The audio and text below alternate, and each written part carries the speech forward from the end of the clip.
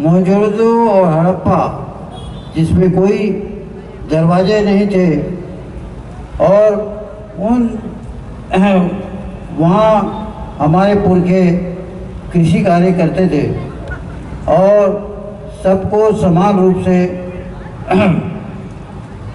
खाना दाना मिलता था। वहाँ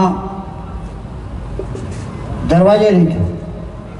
तो मैं पाकिस्तान के इससे राजदूत से निवेदन करूँगा दिल्ली में जाकर कि हमारा तीर्थ स्थल है वो, जहाँ से ब्राह्मण लोग हमको भगाते भगाते पूरे देश में फैला दिए और आज हम ब्राह्मणवाद के शिकार हैं और हम हिंदू हैं कि नहीं हैं इसी पसोपेश में पड़े हुए हैं।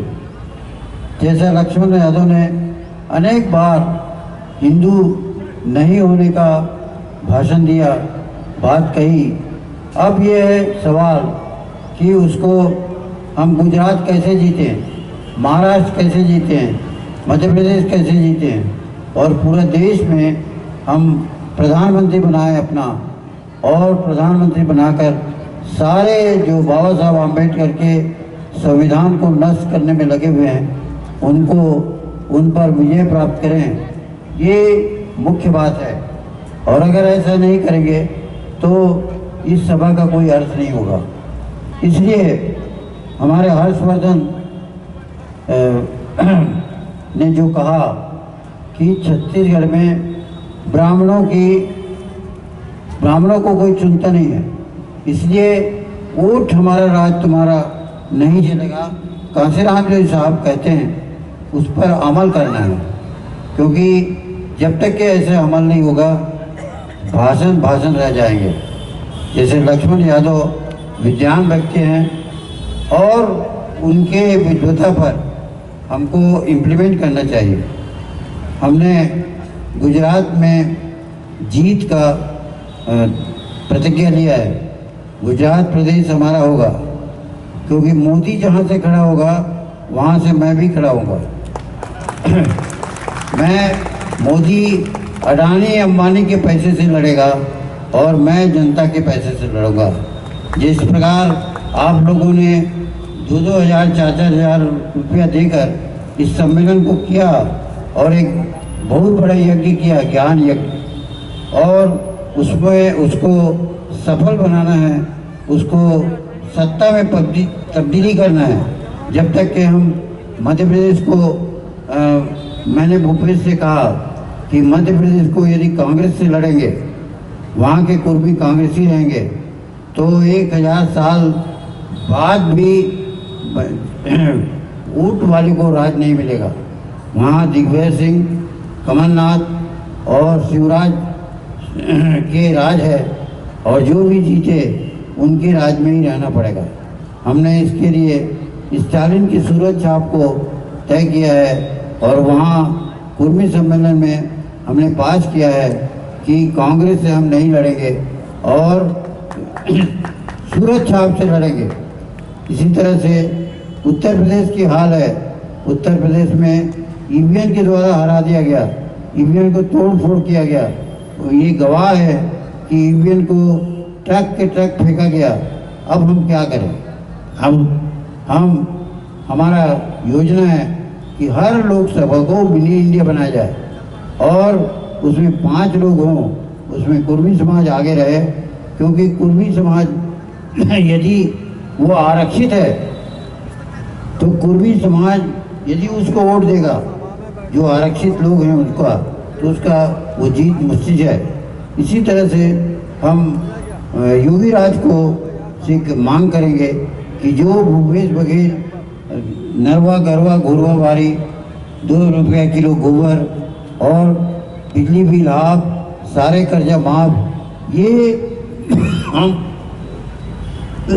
उत्तर प्रदेश में आंदोलन करेंगे और योगी राज से मांग करेंगे। वो नहीं देते तो जनता से हम कहेंगे कि हम अपनी सत्ता हथियाएंगे। इसी तरह मध्य प्रदेश में, महाराष्ट्र में और दक्षिण के 240 लोकसभा में जन आंदोलन करेंगे और सारे जगत के दक्षिण के लोगों को एकजुट करके दिल्ली पर राज्य स्थापित करेंगे।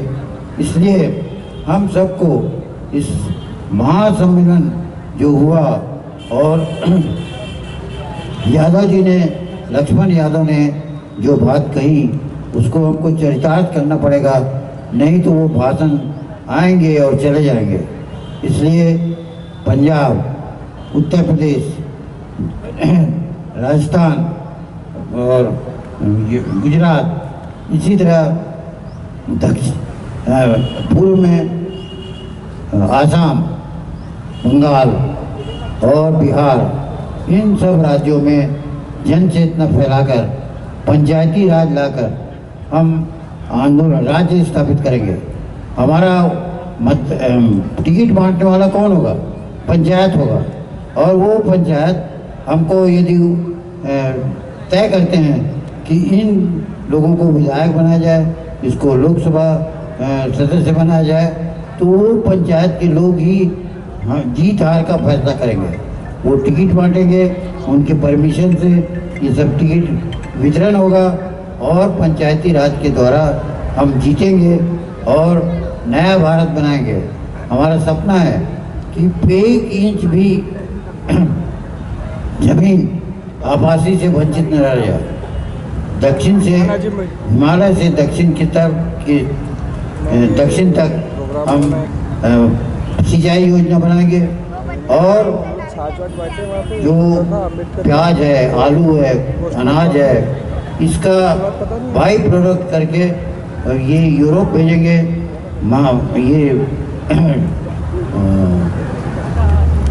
ये यहाँ से निर्यात करेंगे, यूरोप से, रूस से और अरब देशों से हम निर्यात करेंगे। और वहाँ से किसान जब पैसा लाएगा, क्योंकि किसान जो है सेकंड फेज नहीं कर पा रहा है। सेकंड फेज मतलब आपने आलू प्याज पैदा किया, लेकिन वो उसके सुरक्षित भंडार के लिए आपके पास पैसा नहीं है। ये पैसा कब आएगा? जब हम सत्ता में, दिल्ली के सत्ता में बैठेंगे और वहाँ हिसाब किताब होगा कि अमुक लोकसभा को कितना पैसा मिल रहा है और उसके लिए कोल्ड स्टोरेज और तमाम सब बनाएंगे ताकि हम निर्यात कर सकें। अभी सेकंड फेज को सारे बनिया, मारवाड़ी और दूसरे लोग उसका लाभ उठाते हैं, पैदा हम करते हैं, लाभ उठाते हैं वो। और इसलिए राज्य सत्ता स्थापित करना बहुत ज़रूरी है, चाहे वो बंगाल हो, बिहार हो, आसाम हो या फिर उत्तर प्रदेश हो और इसी तरह से पंजाब हो। तमाम सब प्रदेशों में हम भूपेश मॉडल पैदा करेंगे। और भूपेश ने कहा कि 2 रुपये किलो गोबर, बिजली बिल हाफ, सारे कर्ज माफ। ये जो परिस्थिति आएगी तब हम पक्का माल बना करके भेजेंगे। और हमारा लक्ष्य है कि जो ऑफिसर दिल्ली में काम करते हैं उनको जितने पगार मिलती है उतना यहाँ के किसानों को मिले और वो ये समृद्धिशाली बने। ये हमारा लक्ष्य है। जब तक के व्यापार को सेकंड फेज में नहीं लाएंगे तब तक के आप समृद्धिशाली नहीं बन सकते। आप पैदावार करेंगे, दूसरे रुकेंगे और यही हाल रहा तो 75 साल तक के इतिहास में हम लोग अनाथ बने रहे और फिर 75 साल और बीत जाएगा, ऐसा ही चलता रहेगा। इसलिए हमको दक्षिण के स्टालिन को लाना होगा। स्टालिन हमेशा ब्राह्मणों को कहते हैं कि तुम पोछा लगाओ, झाड़ू लगाओ और शिक्षा केंद्र बनाओ मंदिरों को। इसी तरह से पूरे देश में यदि मंदिरों को शिक्षा का केंद्र बनाया जाए तो यहाँ अशिक्षित कोई नहीं रहेगा और हम सब समृद्धिशाली बनेंगे। और इस तरह से हम व्यूह रचना कर रहे हैं, काम करने की योजना बना रहे हैं ताकि हम आज़ादी की लड़ाई लड़ सकें और ये विदेशी ब्राह्मणों को जो रूस से आए हैं उनको वापस भेज सकें। यह आंदोलन हमारा है। आप सब साथ देंगे, यही उम्मीद के साथ मैं अपनी बात समाप्त